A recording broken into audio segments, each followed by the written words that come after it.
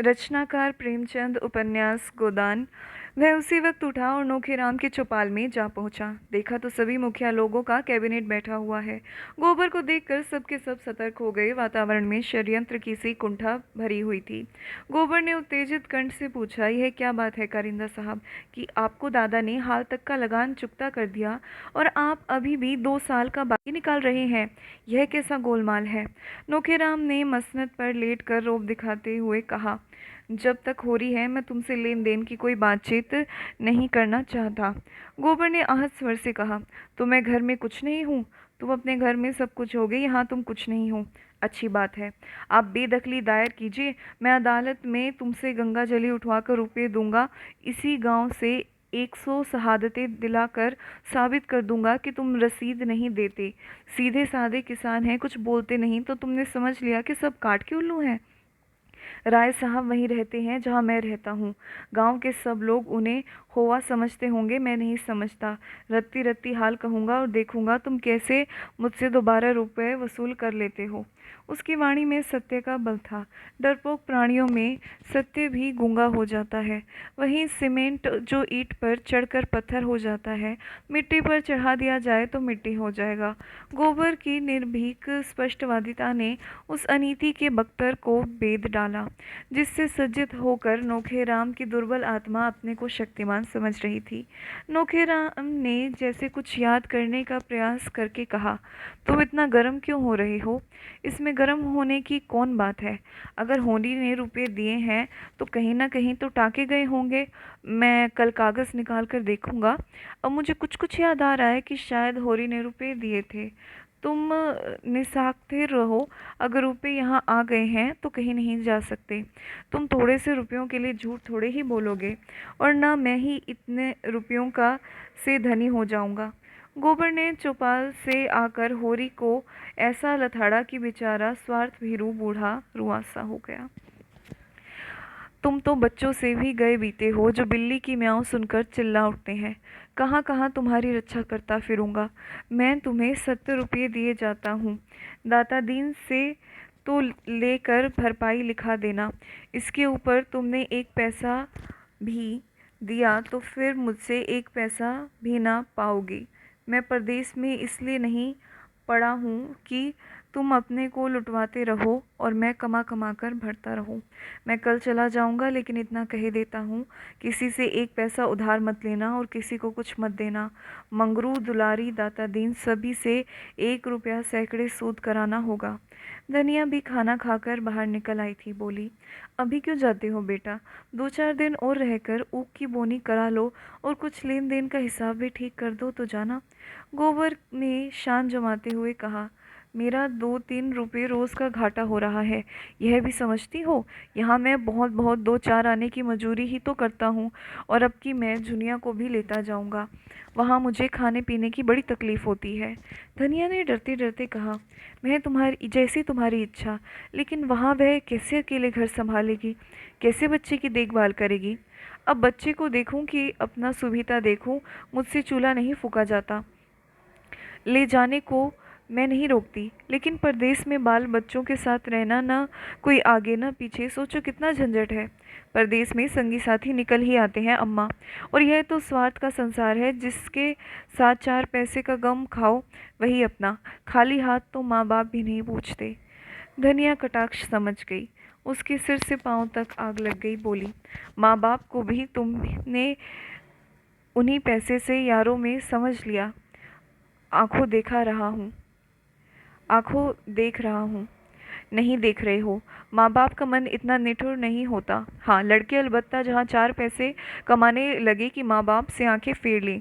इसी गांव में 1-2 नहीं, 10-20 परतोक दे दूँ। माँ बाप कर्ज कवाम लेते हैं किसके लिए? लड़के लड़कियों ही के लिए कि अपने भोग विलास के लिए? क्या जाने तुमने किसके लिए कर्ज लिया। मैंने तो 1 पैसा भी नहीं जाना। बिना पाले ही इतने बड़े हो गए।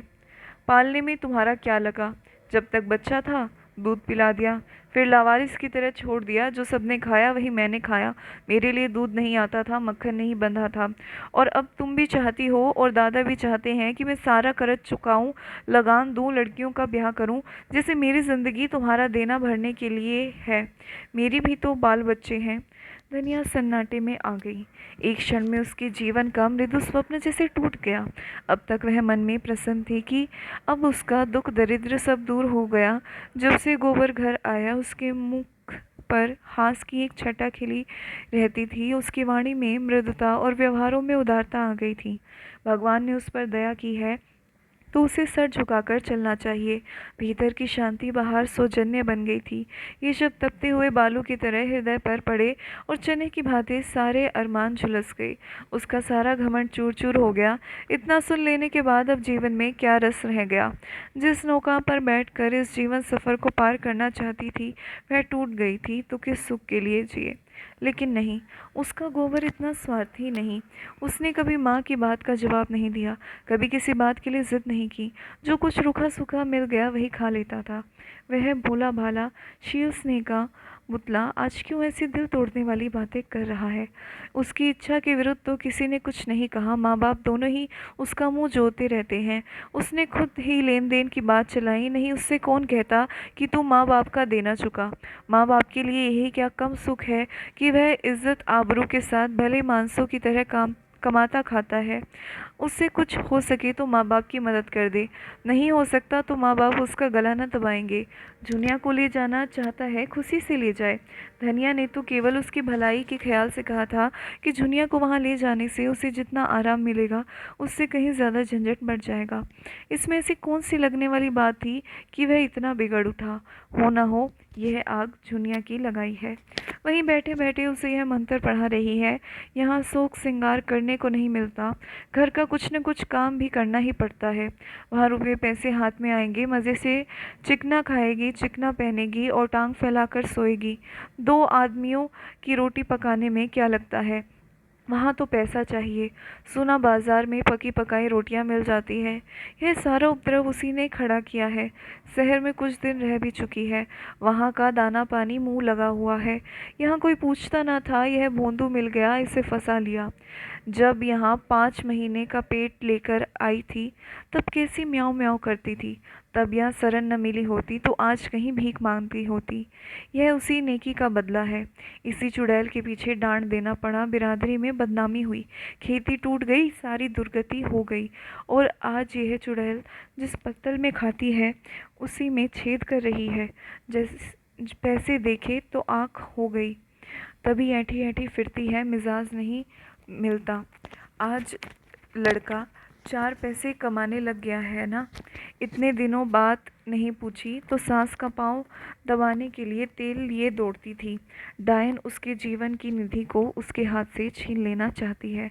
दुखित स्वर में बोली, यह मंत्र तुम्हें कौन दे रहा है बेटा। तुम तो ऐसे न थे। माँ बाप तुम्हारे ही हैं, बहनें तुम्हारी ही हैं, घर तुम्हारा ही है। यहाँ बाहर का कौन है। और हम क्या बहुत दिन बैठे रहेंगे।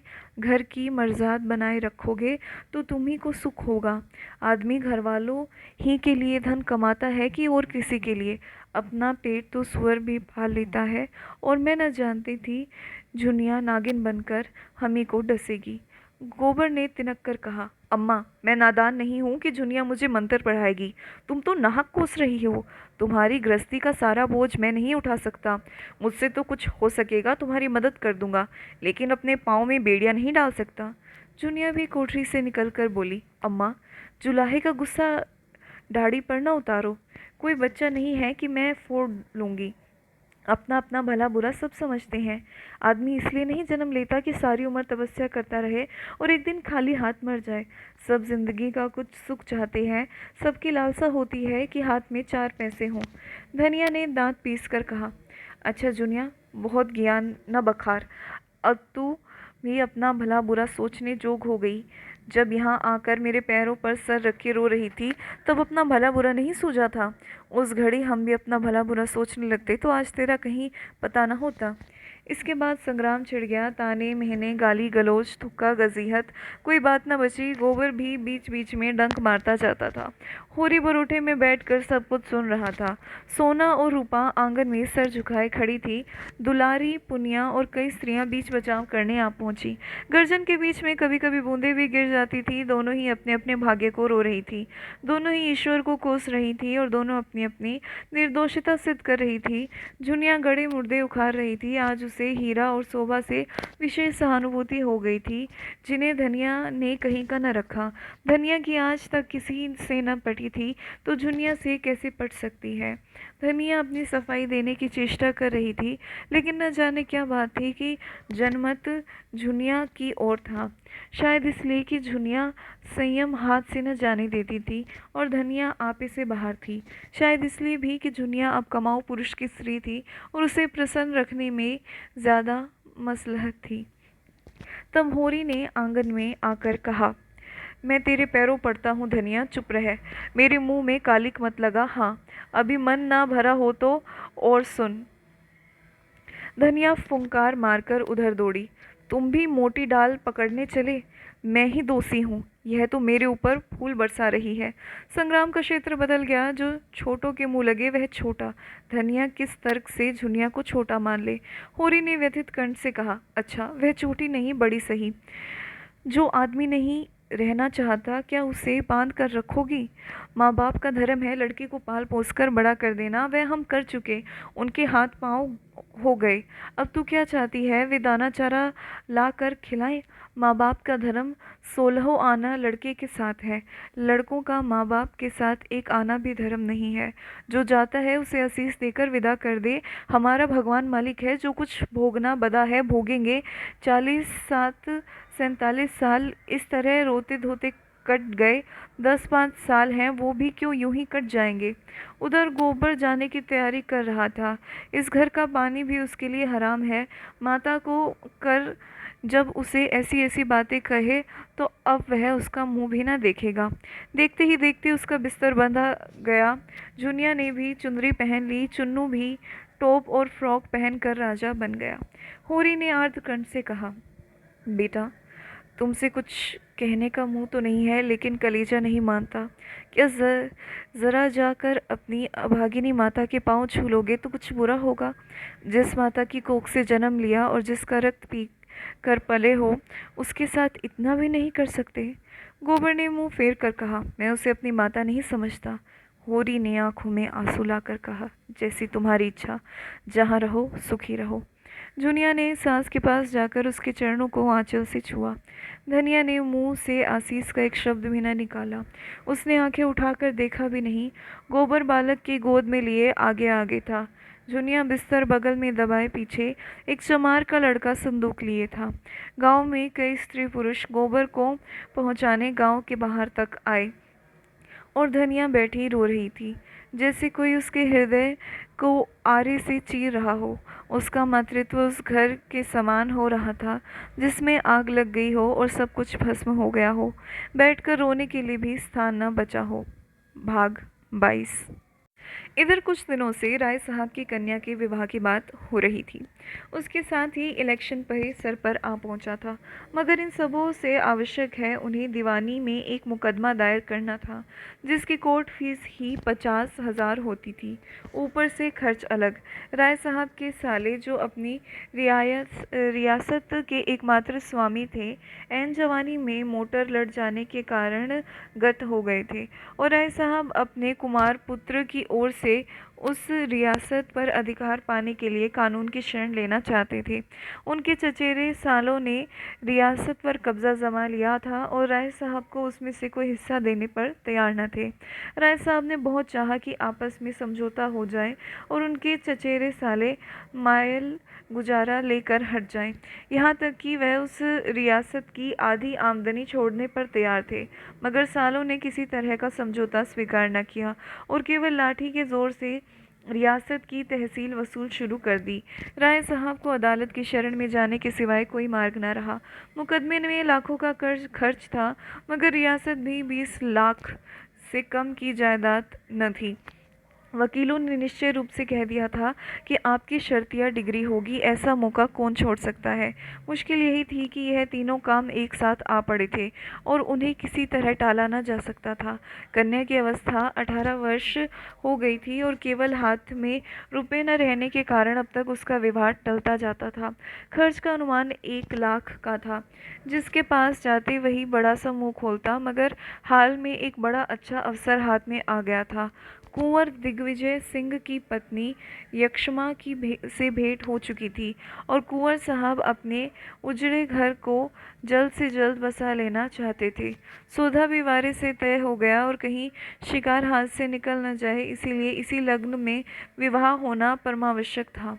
कुंवर साहब दुर्वासनाओं के भंडार थे।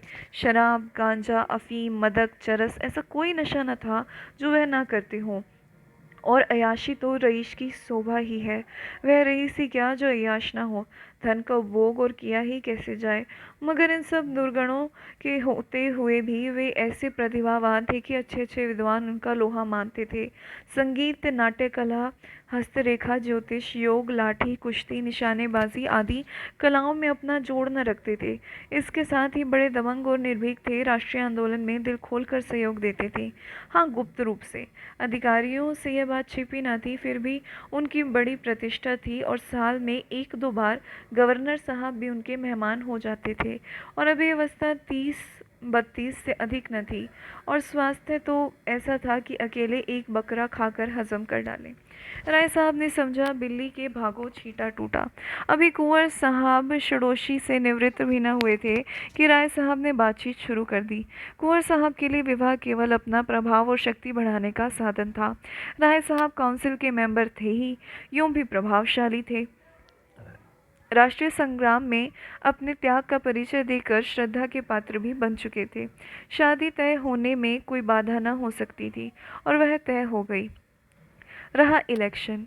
यह सोने की हंसिया थी जिसे न उगलते बनता था न निगल। अब तक वह 2 बार निर्वाचित हो चुके थे और दोनों ही बार उन पर 1-1 लाख की चपत पड़ी थी। मगर अब की एक राजा साहब उसी इलाके में खड़े हो गए थे और डंके की चोट पर ऐलान कर दिया था कि चाहे हर एक वोटर को 1-1 हज़ार ही क्यों न देना पड़े, चाहे 50 लाख की रियासत मिट्टी में मिल जाए, मगर राय अमरपाल सिंह को काउंसिल में न जाने दूंगा। और उन्हें अधिकारियों ने अपनी सहायता का आश्वासन भी दे दिया था। राय साहब विचारशील थे, चतुर थे, अपना नफा नुकसान समझते थे, मगर राजपूत थे और पोतड़ों के रईस थे। वह चुनौती पाकर मैदान से कैसे हट जाएं। यूं इनसे राजा सूर्य प्रताप सिंह ने आकर कहा होता, भाई साहब, आप 2 बार काउंसिल में जा चुके, अब की मुझे जाने दीजिए, तो शायद राय साहब उनका स्वागत किया होता। काउंसिल का मोह अब उन्हें न था, लेकिन इस चुनौती के सामने ताल ठोकने के सिवा और कोई राह ही न थी। एक मसलता और भी थी। मिस्टर तनखा ने उन्हें विश्वास दिया था कि आप खड़े हो जाएं, पीछे राजा साहब से 1 लाख की तैनी लेकर बैठ जाइएगा। उन्होंने यहाँ तक कहा था कि राजा साहब बड़ी खुशी से 1 लाख दे देंगे। मेरी उनसे बातचीत हो चुकी है, पर अब मालूम हुआ राजा साहब राय साहब को परास्त करने का गौरव नहीं छोड़ना चाहते और इसका मुख्य कारण था राय साहब की लड़की की शादी कुंवर साहब से ठीक होना। तो प्रभावशाली घरानों का संयोग वह अपनी प्रतिष्ठा के लिए हानिकारक समझते थे। उधर राय साहब को ससुराली जायदाद मिलने की भी आशा थी। राजा साहब के पहलू में यह कांटा भी बुरी तरह खटक रहा था। कहीं वह जायदाद इन्हें मिल गई और कानून राय साहब के पक्ष में था ही, तब तो राजा साहब का एक प्रतिद्वंदी खड़ा हो जाएगा। इसीलिए उनका धर्म था कि राय साहब को कुचल डाले, उनकी प्रतिष्ठा धूल में मिला दे। बेचारे राय साहब बड़े संकट में पड़ गए थे। उन्हें यह संदेह होने लगा था कि केवल अपना मतलब निकालने के लिए मिस्टर तनखा ने उन्हें धोखा दिया। यह खबर मिली थी कि वह राजा साहब के पैरोकार हो गए हैं। यह राय साहब के घाव पर नमक था। उन्होंने कई बार तनखा को बुलाया था, मगर वह या तो घर पर मिलते ही न थे या आने का वादा करके भूल जाते थे। आखिर खुद उनसे मिलने का इरादा करके वह उनके पास जा पहुँचे। संयोग से मिस्टर तनख्वाह घर पर मिल गए, मगर राय साहब को पूरे घंटे भर उनकी प्रतीक्षा करनी पड़ी। यह वही मिस्टर तनख्वाह है जो राय साहब के द्वार पर एक बार रोज़ हाजिरी दिया करते थे। आज इतना मिजाज हो गया, जले बैठे थे। जो ही मिस्टर तनख्वाह सजे सजाए मुंह में सिगार दबाए कमरे से आए और हाथ बढ़ाया कि राय साहब ने बम गोला छोड़ दिया। मैं घंटे भर से यहाँ बैठा हुआ हूँ और आप निकलते निकलते अब निकले हैं। मैं इसे अपनी तौहीन समझता हूँ। मिस्टर तनख्वाह ने एक सोफे पर बैठकर निश्चिंत भाव से धुआं उड़ाते हुए कहा, मुझे इसका खेद है। मैं एक ज़रूरी काम में लगा था। आपको फ़ोन करके मुझसे समय ठीक कर लेना चाहिए था। आग में घी पड़ गया, मगर राय साहब ने क्रोध को दबाए। वह लड़ने न आए थे, इस अपमान को पी जाने का ही अवसर था। बोले, हाँ, यह गलती हुई। आजकल आपको बहुत कम फुर्सत रहती है शायद। जी हाँ, बहुत कम, वरना मैं अवश्य आता। मैं उसी मामले में के बारे में आपसे पूछने आया था। समझौते की तो कोई आशा नहीं मालूम होती। उधर तो जंग की तैयारियां बड़े ज़ोरों से हो रही हैं। राजा साहब को तो आप जानते ही हैं, झक्कड़ आदमी है, पूरे सन की। कोई न कोई धुन उन पर सवार रहती है। आजकल यही धुन है कि राय साहब को नीचा दिखाकर रहेंगे, और उन्हें जब एक धुन सवार हो जाती है तो फिर किसी की नहीं सुनते, चाहे कितना ही नुकसान उठाना पड़े। कोई 40 लाख का बोझ सर पर है, फिर भी वह दम खम है। वही अल्ले तल्ले खर्च हैं। पैसे को तो कुछ समझते ही नहीं। नौकरों को वेतन 6-6 महीने से बाकी पड़ा हुआ है, मगर हीरा महल बन रहा है। संगमरमर का तो फर्श है। पिचकारी ऐसी हो रही है कि आंखें नहीं ठहरती। अफसरों के पास रोज़ डालियां जाती रहती है। सुना है कोई अंग्रेज़ मैनेजर रखने वाले हैं। फिर आपने कैसे कह दिया था कि आप कोई समझौता करा देंगे? मुझसे जो कुछ हो सकता था वह मैंने किया। इसके सिवाय मैं और क्या कर सकता था? अगर कोई व्यक्ति अपने 2-4 लाख रुपए फंसाने ही पर तुला हुआ है तो मेरा क्या बस? राय साहब अब क्रोध न संभाल सके। खाक कर जब उन 2-4 लाख रुपए में से 10-20 हज़ार आपके हत्थे चढ़ने की भी आशा हो, खासकर। मिस्टर तनख्वाह अब क्यों दबते? बोले, राय साहब, साफ साफ ना कहलवाइए।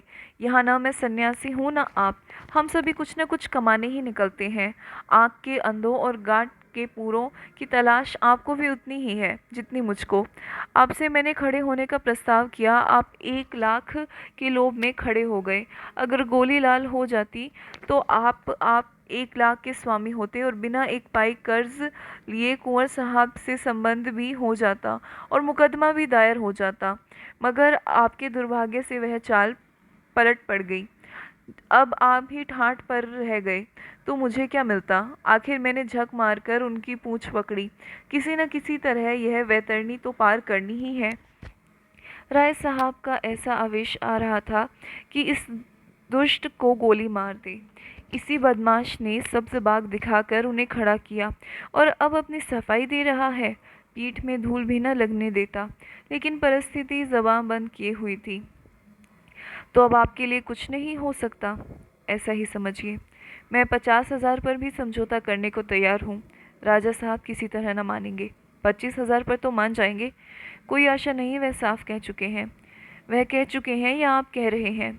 आप मुझे झूठा समझते हैं? राय साहब ने विनम्र स्वर में कहा, मैं आपको झूठा नहीं समझता, लेकिन इतना ज़रूर समझता हूँ कि आप चाहते तो मामला हो जाता। तो आपका ख्याल है मैं समझौता नहीं होने देना चाहिए? नहीं, यह मेरा मतलब नहीं। मैं इतना ही कहना चाहता हूँ कि आप चाहते तो काम हो जाता और मैं इस झमेले में न पड़ता। मिस्टर तनख्वाह ने घड़ी की तरफ देखकर कहा, तो राय साहब, अगर आप साफ कहलाना चाहते हैं तो सुनिए। अगर आपने 10 हज़ार का चेक मेरे हाथ पर रख दिया होता तो आज निश्चय 1 लाख के स्वामी होते। आप शायद चाहते होंगे जब आपको राजा साहब से रुपए मिल जाते तो आप मुझे 1000-2000 दे देते, तो मैं ऐसी कच्ची गोली नहीं खेलता। आप राजा साहब से रुपए लेकर तिजोरी में रखते और मुझे अंगूठा दिखा देते, फिर मैं आपका क्या बना लेता बताइए? कहीं नालिश फरियाद भी तो नहीं कर सकता था। राय साहब ने आहत नेत्रों से देखा। आप मुझे इतना बेईमान समझते हैं? तनख्वाह ने कुर्सी से उठते हुए कहा, इसे बेईमानी कौन समझता है?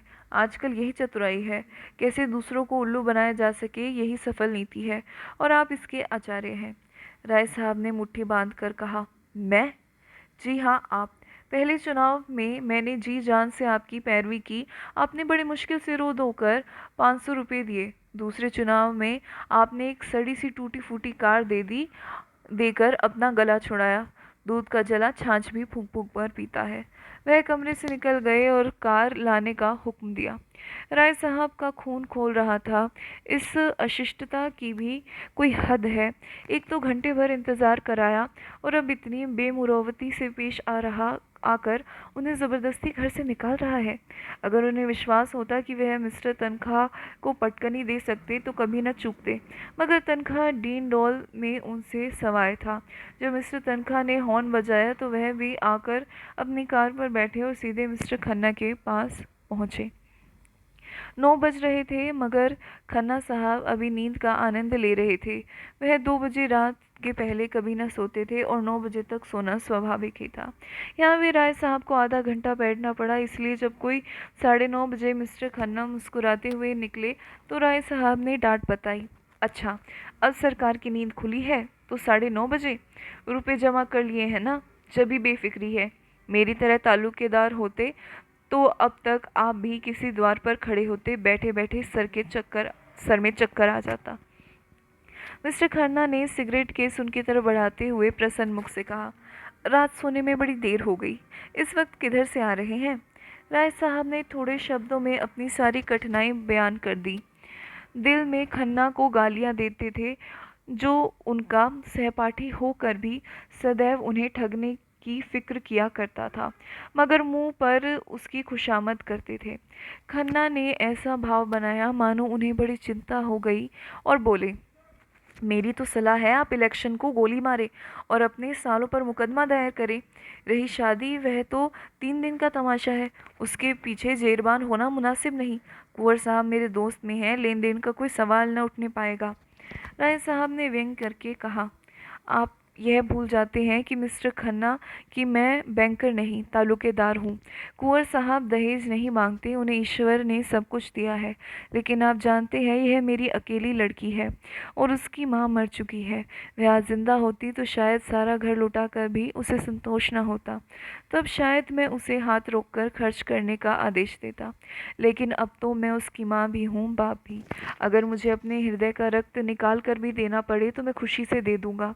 इस विधुर जीवन में मैंने संतान प्रेम से ही अपनी आत्मा की प्यास बुझाई है, दोनों बच्चों के प्यार में ही अपने को पत्नी व्रत का पालन किया है। मेरे लिए यह असंभव है कि शुभ अवसर पर अपने दिल के अरमान ना निकालूं। मैं अपने मन को तो समझा सकता हूँ, पर जिसे मैं पत्नी का आदेश समझता हूँ उसे नहीं समझाया जा सकता। और इलेक्शन के मैदान से भागना भी मेरे लिए संभव नहीं। मैं जानता हूँ मैं हारूंगा। राजा साहब से मेरा कोई मुकाबला नहीं, लेकिन राजा साहब को इतना ज़रूर दिखा देना चाहता हूँ कि अमरपाल सिंह नर्म चारा नहीं है और मुकदमा दायर करना तो आवश्यक ही है। उसी पर तो सारा दारोमदार है। अब आप बतलाइए, आप मेरी क्या मदद कर सकते हैं? मेरे डायरेक्टरों का इस विषय में जो हुक्म है वह आप जानते ही हैं, और राजा साहब भी हमारे डायरेक्टर हैं, यह भी आपको मालूम है। पिछला वसूल करने के लिए बार बार ताकीद हो रही है, कोई नया मामला तो शायद ही हो सके। राय साहब ने मुंह लटका कर कहा, आप तो मेरा डोंगा ही डुबाई देते हैं मिस्टर खन्ना। मेरे पास जो कुछ निज का है वह आपका है, लेकिन बैंक के मामले में तो मुझे स्वामियों के आदेश को मानना ही पड़ेगा। अगर यह जायदाद हाथ आ गई और मुझे इसकी पूरी आशा है तो पाई पाई अदा कर दूंगा। आप बतला सकते हैं इस वक्त आप कितने पानी में हैं? राय साहब ने हिचकते हुए कहा, 5-6 लाख समझिए, कुछ कम ही होंगे। खन्ना ने अविश्वास के भाव से कहा, या तो आपको याद नहीं है या आप छिपा रहे हैं। राय साहब ने जोर देकर कहा, जी नहीं, मैं न भूला हूँ न छिपा रहा हूँ। मेरी जायदाद इस वक्त कम से कम 5 लाख की है और ससुराल की जायदाद भी इससे कम नहीं है। इतनी जायदाद पर 10-5 लाख का बोझा कुछ नहीं के बराबर है। लेकिन यह आप कैसे कह सकते हैं कि ससुराली जायदाद पर भी कर्ज नहीं है? जहाँ तक मुझे मालूम है वह जायदाद बेदाग है और मुझे यह सूचना मिली है कि उस जायदाद पर 10 लाख से कम का भार नहीं। उस जायदाद पर तो अब कुछ मिलने से रहा, और आपकी जायदाद पर भी मेरे ख्याल से 10 लाख से कम देना नहीं है। और यह जायदाद अब 50 लाख की नहीं, मुश्किल से 25 लाख की है। इस दशा में कोई बैंक आपको कर्ज नहीं दे सकता। यूँ समझ लीजिए कि आप ज्वालामुखी के मुख पर खड़े हैं। एक हल्की सी ठोकर आपको पाताल में पहुंचा सकती है। आपको इस मौके पर बहुत संभल कर चलना चाहिए। राय साहब ने उनका हाथ अपनी तरफ खींचकर कहा, यह सब मैं खूब समझता हूँ मित्रवर, लेकिन जीवन की ट्रेजेडी और इसके सिवा क्या है कि आपकी आत्मा जो काम करना नहीं चाहती वह आपको करना पड़े। आपको इस मौके पर मेरे लिए कम से कम 2 लाख का इंतज़ाम करना पड़ेगा। खन्ना ने लंबी सांस लेकर कहा, माय गॉड, 2 लाख? असंभव, बिल्कुल असंभव। मैं तुम्हारे द्वार पर सर पटक कर प्राण दे दूंगा खन्ना, इतना समझ लो। मैं तुम्हारे ही भरोसे ये सारे प्रोग्राम बांधे हैं। अगर तुमने निराश कर दिया तो शायद मुझे जहर खा लेना पड़ेगा। मैं सूर्य प्रताप सिंह के सामने घुटने नहीं टेक सकता। कन्या का विवाह अभी 2-4 महीने टल सकता है। मुकदमा दायर करने के लिए भी काफ़ी वक्त है, लेकिन यह इलेक्शन सर पर आ गया है और मुझे सबसे बड़ी फिक्र यही है। खन्ना ने चकित होकर कहा, तो आप इलेक्शन में 2 लाख लगा देंगे? इलेक्शन का सवाल नहीं है भाई, यह इज्जत का सवाल है। क्या आपकी राय में मेरी इज्जत 2 लाख की भी नहीं है? मेरी सारी रियासत बिक जाए गम नहीं, मगर सूर्य प्रताप सिंह को मैं आसानी से विजय न पाने दूंगा। खन्ना ने 1 मिनट तक धुआं निकलने के बाद कहा, बैंक की जो स्थिति है वह मैंने आपके सामने रख दी। बैंक ने एक तरह से लेन देन का काम बंद कर दिया है। मैं कोशिश करूंगा कि आपके साथ खास रियायत की जाए, लेकिन बिजनेस इज़ बिजनेस, यह आप जानते हैं। मेरा कमीशन क्या रहेगा, मुझे आपके लिए ख़ास तौर पर सिफारिश करनी पड़ेगी। राजा साहब का अन्य डायरेक्टरों पर कितना प्रभाव है यह भी आप जानते हैं। मुझे उनके खिलाफ गुटबंदी करनी पड़ेगी, और समझ लीजिए मेरी जिम्मेदारी पर ही मुआमला होगा। राय साहब का मुंह गिर गया। खन्ना उनके अंतरंग मित्रों में थे, साथ में पढ़े हुए, साथ में बैठने वाले, और वह उनसे कमीशन की आशा रखते हैं। इतनी बेमुरवती। आखिर वह जो इतने दिनों से खन्ना की खुशामद करते आते, वे किस दिन के लिए? बाग में फल निकले, शाक भाजी पैदा हो, सबसे पहले खन्ना के पास टाली भेजते हैं। कोई उत्सव हो, कोई जलसा हो, सबसे पहले खन्ना को निमंत्रण देते हैं। उसका यह जवाब है। उदास मन से बोले, आपकी जो इच्छा हो, लेकिन मैं आपको भाई समझता हूँ। खन्ना ने कृतज्ञता के भाव से कहा, यह आपकी कृपा है। मैंने भी सदैव आपको अपना बड़ा भाई समझा है और अब भी समझता हूँ। अभी ये आपसे कोई पर्दा नहीं रखता, लेकिन व्यापार एक दूसरा ही क्षेत्र है। यहाँ कोई किसी का दोस्त नहीं, कोई किसी का भाई नहीं। जिस तरह मैं भाई के नाते आपसे यह नहीं कह सकता कि मुझे दूसरों से ज़्यादा कमीशन दीजिए, उसी तरह आपको भी मेरे कमीशन की रियायत के लिए आग्रह न करना चाहिए। मैं आपको विश्वास दिलाता हूँ कि मैं जितनी रियायत आपके साथ कर सकता उतना करूँगा। कल आप दफ्तर के वक्त आएँ और लिखा पढ़ी कर लें। बस बिज़नेस ख़त्म। आपने कुछ और सुना? मेहता साहब आजकल मालती पर बेतरह रिझे हुए हैं। सारी फिलॉसफी निकल गई। दिन में 1-2 बार ज़रूर हाज़िरी दे आते हैं, और शाम को अक्सर दोनों साथ साथ सैर करने निकलते हैं। यह तो मेरी ही शान थी कि कभी मालती के द्वार पर सलामी करने न गया। शायद अब उसी की कसर निकल रही है। कहाँ तो यह हाल था कि जो कुछ है मिस्टर खन्ना है। कोई काम होता तो मिस्टर खन्ना के पास दौड़ी आती। जब रुपयों की ज़रूरत पड़ती तो खन्ना के नाम पुर्जा आता, और कहाँ अब मुझे देखकर मुंह फेर लेती। मैंने खास उन्हीं के लिए फ्रांस से एक घड़ी मंगवाई थी। बड़े शौक से लेकर गया, मगर नहीं ली। अब कल सेबों की डाली भेजी थी, कश्मीर से मंगवाए थे, वापस कर दी। मुझे तो आश्चर्य होता है कि आदमी कैसे इतनी जल्द बदल जाता।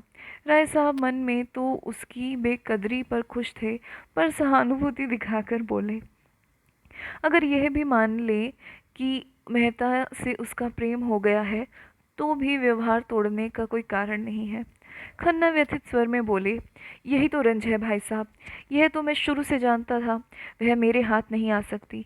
मैं आपसे सत्य कहता हूँ, मैं कभी इस धोखे में नहीं पड़ा कि मालती को मुझसे प्रेम है। प्रेम जैसी चीज़ उनसे मिल सकती है, इसकी मैंने कभी आशा न की थी। मैं तो केवल उनके रूप का पुजारी था। सांप में विष है यह जानते हुए भी हम उसे दूध पिलाते हैं। तोते से ज़्यादा निठुर जीव और कौन होगा?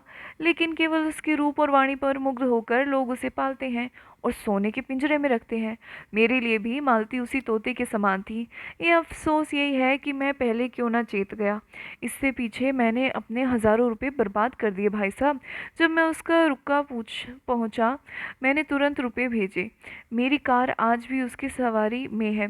उसके पीछे मैंने अपने घर चौपट कर दिया भाई साहब। हृदय में जितना रस था वह सर की ओर इतने वेग से दौड़ा कि दूसरी तरफ का उद्यान बिल्कुल सूखा रह गया। बरसों हो गए मैंने गोविंदी से दिल खोलकर बात ही नहीं की। उसकी सेवा और स्नेह और त्याग से मुझे उसकी तरह अरुचि हो गई थी, जैसे अजीर्ण के रोगी को मोहन भोग से हो जाती है। मालती मुझे उसी तरह नचाती थी जैसे मदारी बंदर को नचाता है, और मैं खुशी से नाचता था। वह मेरा अपमान करती थी और मैं खुशी से हंसता था। वह मुझ पर शासन करती थी और मैं सर झुकाता था। उसने मुझे कभी मुंह नहीं लगाया, यह मैं स्वीकार करता हूँ। उसने मुझे कभी प्रोत्साहन नहीं दिया, यह भी सत्य है। फिर भी मैं पतंगे की भांति उसके मुख दीप पर प्राण देता था, और अब वह मुझसे शिष्टाचार का व्यवहार भी नहीं रखती। लेकिन भाई साहब, मैं कह देता हूँ, खन्ना चुप न बैठने वाले आदमी में नहीं है। उसके पुर्जे मेरे पास सुरक्षित है। मैंने उससे एक एक पाई वसूल कर लूँगा, और डॉक्टर मेहता को तो मैं लखनऊ से निकाल कर दम लूँगा। उनका रहना यहाँ असंभव कर दूँगा। उसी वक्त हॉर्न की आवाज़ आई और एक क्षण में मिस्टर मेहता आकर खड़े हुए। गोरा चिट्टा रंग, स्वास्थ्य की लालिमा गालों पर चमकती, नीचे अचकन चूड़ीदार पजामा, सुनहरी ऐनक, सौम्यता के देवता से लगते थे। खन्ना ने उठकर हाथ मिलाया। आइए मिस्टर मेहता, आप ही का जिक्र हो रहा था। मेहता ने दोनों सज्जनों से हाथ मिलाकर कहा, बड़ी अच्छी साइट में घर से चला था कि आप दोनों साहबों से एक ही जगह भेंट हो गई। आपने शायद पत्रों में देखा होगा, यहाँ महिलाओं के लिए व्यायामशाला का आयोजन हो रहा है। मिस मालती उस कमेटी की सभा नेत्री हैं। अनुमान किया गया है कि शाला में 2 लाख रुपए लगेंगे। नगर में उतनी कितनी ज़रूरत है, यह आप लोग मुझसे ज़्यादा जानते हैं। मैं चाहता हूँ आप दोनों साहबों का नाम सबसे ऊपर हो। मिस मालती खुद आने वाली थी, पर आज उनके फादर की तबीयत अच्छी नहीं, इसलिए न आ सकी। उन्होंने चंदे की सूची राय साहब के हाथ में रख दी। पहला नाम राजा सूर्य प्रताप सिंह का था, जिसके सामने 5,000 रुपये की रकम थी। उसके बाद कुंवर दिग्विजय सिंह 3,000 रुपये। उसके बाद कई रकमें इतनी या इससे कुछ कम थी। मालती ने 500 रुपये दिए थे और डॉक्टर मेहता ने 1,000 रुपये। राय साहब ने अप्रतिभ होकर कहा, कोई 40,000 तो आप लोगों ने फटकार लिए। मेहता ने गर्व से कहा, यह तो आप लोगों की दया है, और यह केवल 3 घंटों का परिश्रम है। राजा सूर्य प्रताप सिंह ने शायद ही किसी सार्वजनिक कार्य में भाग लिया हो, पर आज तो उन्होंने बेकहे सुने चेक लिख दिया। देश में जागृति है, जनता किसी भी शुभ काम में सहयोग देने के लिए तैयार है। केवल उसे विश्वास होना चाहिए कि उसके दान का होगा, सदुपयोग होगा। आपसे तो मुझे बड़ी आशा है मिस्टर खन्ना। खन्ना ने उपेक्षा भाव से कहा, मैं ऐसे फजूल के कामों में नहीं पड़ता। न जाने आप लोग पश्चिम की गुलामी में कहाँ तक जाएंगे। यूं ही महिलाओं को घर में अरुचि हो रही है। व्यायाम की धुन सवार हो गई तो वह कहीं की न रहेगी। जो औरत घर का काम करती है उसके लिए किसी व्यायाम की ज़रूरत नहीं। जो घर का कोई काम नहीं करती और केवल भोग विलास में रत है, उसके व्यायाम के लिए चंदा देने मैं अधर्म समझता हूँ। मेहता ज़रा भी निरुत्साह न हुए। ऐसी दशा में मैं आपसे कुछ मांगूंगा भी नहीं। जिस आयोजन में हमें विश्वास न हो, उसमें किसी तरह की मदद देना वास्तव में अधर्म है। आप तो मिस्टर खन्ना से सहमत नहीं हैं राय साहब। राय साहब गहरी चिंता में डूबे हुए थे। सूर्य प्रताप ने 5,000 उन्हें हतोत्साह किए डालते थे। चौंक कर बोले, आपने मुझसे कुछ कहा? मैंने कहा, आप तो इस आयोजन में सहयोग देना अधर्म नहीं समझते। जिस काम में आप शरीक हैं वह धर्म है या अधर्म है, इसकी मैं परवाह नहीं करता। मैं चाहता हूँ आप खुद विचार करें, और अगर आप इस आयोजन को समाज के लिए उपयोगी समझें तो उसमें सहयोग दें। मिस्टर खन्ना की नीति मुझे बहुत पसंद आई। खन्ना बोले, मैं तो साफ कहता हूँ और इसीलिए बदनाम हूँ। राय साहब ने दुर्मल मुस्कान के साथ कहा, मुझ में तो विचार करने की शक्ति ही नहीं। सज्जनों के पीछे चलना ही मैं अपना धर्म समझता हूँ। तो लिखिए कोई अच्छी रकम, जो कहिए वह लिख दूँ। जो आपकी इच्छा, आप जो कहिए वह लिख दूँ। तो 2,000 से कम क्या लिखिएगा? राय साहब ने आहत स्वर से कहा, आपकी निगाह में मेरी यही हैसियत है? उन्होंने कलम उठाया, अपना नाम लिखकर उसके सामने 5,000 लिख दिए। मेहता ने सूची उनके हाथ से ले ली, मगर उन्हें उतनी ग्लानि हुई कि राय साहब को धन्यवाद देना भी भूल गए। राय साहब को चंदे की सूची दिखाकर उन्होंने बड़ा अनर्थ किया। यह शूल उन्हें व्यथित करने लगा। मिस्टर खन्ना ने राय साहब को दया और उपहास की दृष्टि से देखा, मानो कह रहे हों, कितने बड़े गधे हो तुम। राय साहब सहसा मेहता राय साहब के गले लिपट गए और उन्मुक्त कंठ से बोले, 3 चीयर्स फॉर राय साहब, हिप हिप हुर्रा। खन्ना ने खिसियाकर कहा, यह लोग राजे महाराजे ठहरे, यह इन कामों में दान न दें तो कौन दे। मेहता बोले, मैं तो आपको राजाओं का राजा समझता हूँ, आप उन पर शासन करते हैं, उनकी चोटी आपके हाथ में है। राय साहब प्रसन्न हो गए। यह आपने बड़े मार्के की बात कही मेहता जी। हम नाम के राजा हैं, असली राजा हमारे बैंकर हैं। मेहता ने खन्ना की खुशामद का पहलू अख्तियार किया है। मुझे आपसे कोई शिकायत नहीं है खन्ना जी। आप अभी इस काम में नहीं शरीक होना चाहते, न सही, लेकिन कभी न कभी ज़रूरी आएंगे। लक्ष्मीपतियों की बदौलत ही हमारी बड़ी बड़ी संस्थाएं चलती हैं। राष्ट्रीय आंदोलन को 2-3 साल तक किसने इतनी धूमधाम से चलाया? इतनी धर्मशाले और पाठशाले कौन बनवा रहा है? आज संसार का शासन सूत्र बैंकरों के हाथ में है, सरकारें उनके हाथ का खिलौना है। मैं भी आपसे निराश नहीं हूँ। जो व्यक्ति राष्ट्र के लिए जेल जा सकता है, उसके लिए 2-4 हज़ार खर्च कर देना कोई बड़ी बात नहीं। हमने तय किया है, इस शाला का बुनियादी पत्थर गोविंदी देवी के हाथों रखा जाए। हम दोनों शीघ्र ही गवर्नर साहब से भी मिलेंगे और मुझे विश्वास है हमें उनकी सहायता मिल जाएगी। लेडी विल्सन को महिला आंदोलन से कितना प्रेम है आप जानते हैं। राजा साहब की और अन्य सज्जनों की भी राय थी कि लेडी विल्सन से ही बुनियाद रखवाई जाए, लेकिन अंत में यह निश्चय हुआ कि यह शुभ कार्य किसी अपनी बहन के हाथों होना चाहिए। आप कम से कम उस अवसर पर आएंगे तो ज़रूर। खन्ना ने उपहास किया। हाँ, जब लॉर्ड विल्सन आएंगे तो मेरा पहुंचना ज़रूरी ही है। इस तरह आप बहुत से रईसों को फांस लेंगे। आप लोगों को लटके खूब समझ सूझते हैं, और हमारे रईस हैं भी इसी लायक। उन्हें उल्लू बनाकर ही मुड़ा जा सकता है। जब धन ज़रूरत से ज़्यादा हो जाता है तो अपने लिए निकास का मार्ग खोजता है। यूँ ना निकल पाएगा तो जुए में जाएगा, घुड़दौड़ में जाएगा, ईंट पत्थर में जाएगा या याशी में जाएगा। 11 का अमल था। खन्ना साहब के दफ्तर का समय हो गया। मेहता चले गए। राय साहब भी उठे कि खन्ना ने उनका हाथ पकड़ बैठा लिया। नहीं, आप ज़रा बैठिए। आप देख रहे हैं, मेहता ने मुझे इस बुरी तरह फूका है कि निकलने का कोई रास्ता ही नहीं रहा। गोविंदी से बुनियाद का पत्थर रखवाएंगे, ऐसी दशा में मेरा अलग रहना हास्यास्पद है या नहीं? गोविंदी कैसे राज़ी हो गई मेरी समझ में नहीं आता। मालती ने कैसे उसे सहन कर लिया, यह समझ और भी कठिन है। आपका क्या ख्याल है, इसमें कोई रहस्य है या नहीं?